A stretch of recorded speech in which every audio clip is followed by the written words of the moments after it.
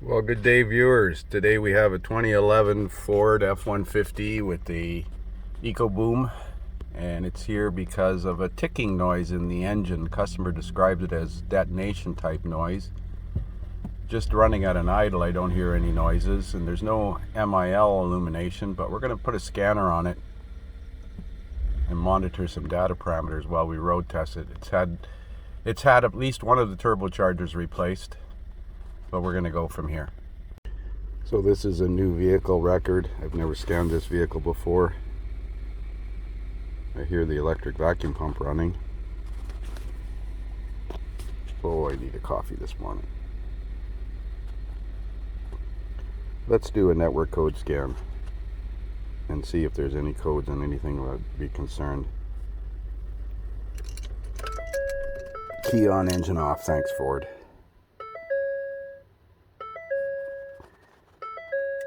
Well, no codes in the engine or tranny. Internal failure in the accessory protocol interface module, which is the radio and heater controls, if I'm not mistaken.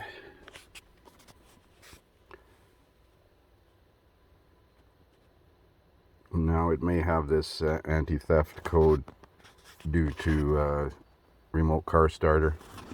Let's see what we got here. We got a tile thing on here. I don't see any remote key start, but nevertheless, nothing in the engine controls. Okay, let's go into engine and set it up to look at data. And we're going to watch ignition data and see if there's any data related to engine management, fuel evap, fault monitor, fuel trims, variable cam timing data. Well, let's go into engine management data. Hopefully that has knock sensor activity. Then we're going to take this thing for a road test and listen to the noises. Yeah, there's a knock sensor activity. Okay, let's go for a road test. This is a really strange noise. You could hear it on the gravel road. I'm hoping you can hear it on the pavement here. Just going to make a left turn here. It's funny, I don't hear it on the pavement. There it is.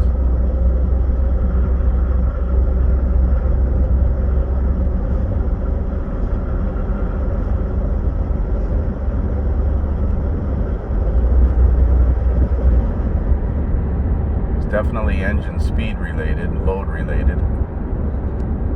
I don't know if the camera's picking up the sound at all or not. But it's kind of like a detonation rattle, but it's the wrong frequency in my opinion.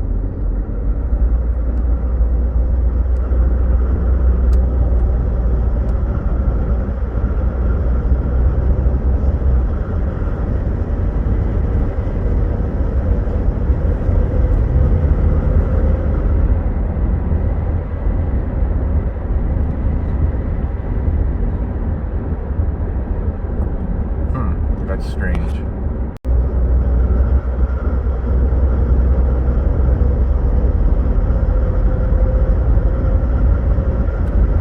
Well, we're going to have a look at the data recording that I have over here and see if there's any detonation being reported. Pull over to the side of the road and have a look.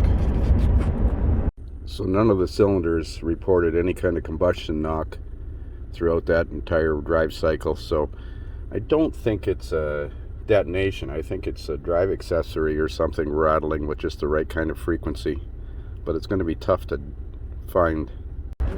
Tried heading east. Seems to be about 1800 RPM.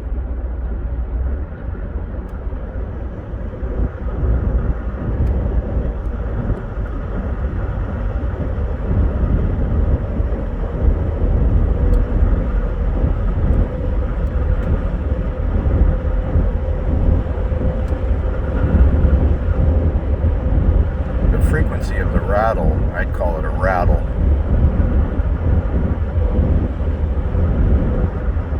Seems to be related to airflow more than engine RPM.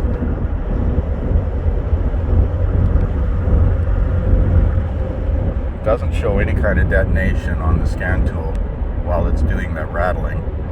goes away completely if I take my foot off the gas.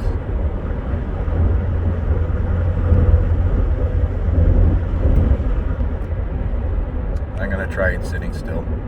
So we'll try just loading it up in gear. I'm going to turn the heater off.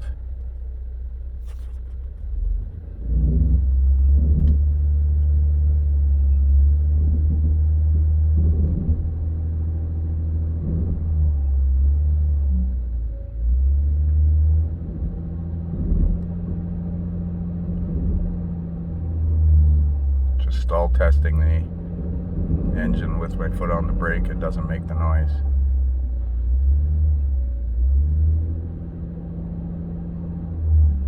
Well, we're going to bring it back to the shop, put it up in the air, and have a look for obvious stuff. So I thought I'd try it in reverse. Now it's a little hard to do, but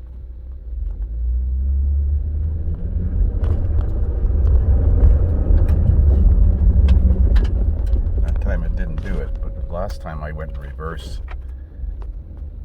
it did it. I'm wondering if it's like that GM starter drive rattling against the flywheel teeth, because that's the kind of noise it is.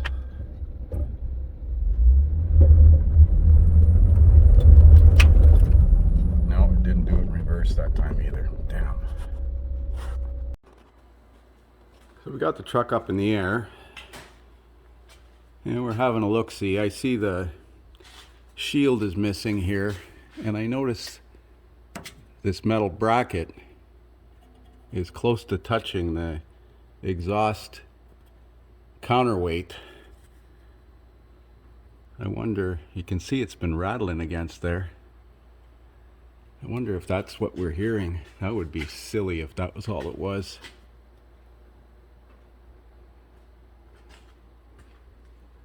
Well, I'm going to look around and see if I see anything obvious. So I did find one clamp on this heat shield was loose, but I decided I'd check these vacuum hub locks. These are vacuum off, so I'm checking to see if this holds vacuum, and it doesn't. So I'm wondering if what we're hearing is the hub lock rattling, because this one doesn't hold vacuum at all. Well, that should be easy enough to eliminate. Just put it in four-wheel drive, because that would be vacuum off in four-wheel drive and vacuum on in two-wheel drive. Let's see if the other side holds vacuum. Let's see.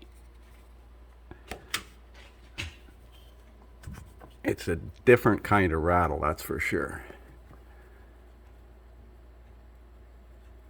And you can see with no vacuum in the hub,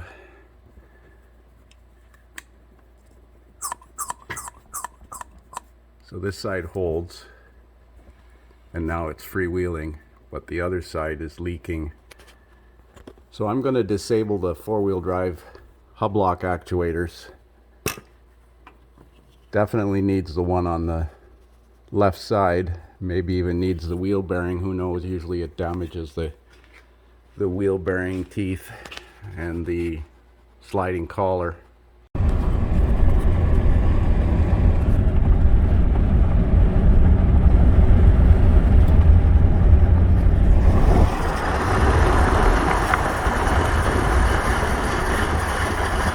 That sounds like it's coming from that left front wheel.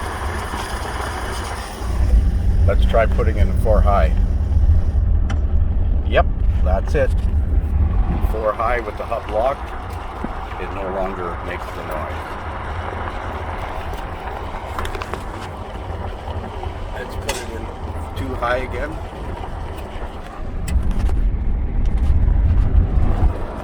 So the vacuum should have to bleed off.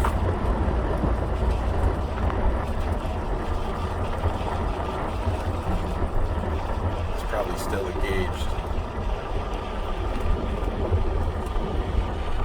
Get it on the highway again. There, you can hear the noise. I'm going to put it in 4 high. Yep, that's that four-wheel drive vacuum hub lock disengaging. Put it back in 2 high.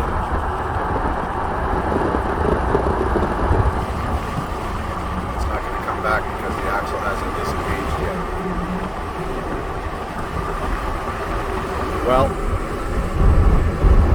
we know what to do. So this is the integrated wheel end solenoid, and in two-wheel drive, the solenoid is energized to send vacuum out to this plastic line, this one right here, that goes to the upper nipple, and that goes to the two front integrated wheel ends. And of course, the left side doesn't hold vacuum, so I'm just going to temporarily cap this line because I don't want to drive it in four-wheel drive. But if I disable vacuum to the hub locks, they will default to four-wheel drive. They will lock up. As I said, these are vacuum to disengage. So I'm just going to leave that nipple disconnected, and I'm going to plug this one off so we don't lose vacuum on it. So I just put a plastic or a rubber plug on the end of that fitting because this goes off to heater controls, I believe, so I don't want to lose vacuum there. There is an electric assist pump in this system too, and I heard it running. So I've got the 4x4 controls in two-wheel drive, but with that vacuum hose disconnected from the solenoid, the hubs are automatically locked and there's no noises. So what we were hearing was the sound of the integrated wheel end solenoid ratcheting over the teeth of the axle wheel bearing. So to fix this thing, it either needs to have a delete done on it or replace the integrated wheel end vacuum actuator and possibly the wheel bearing if the teeth are worn. So that's it for now. Thanks for watching.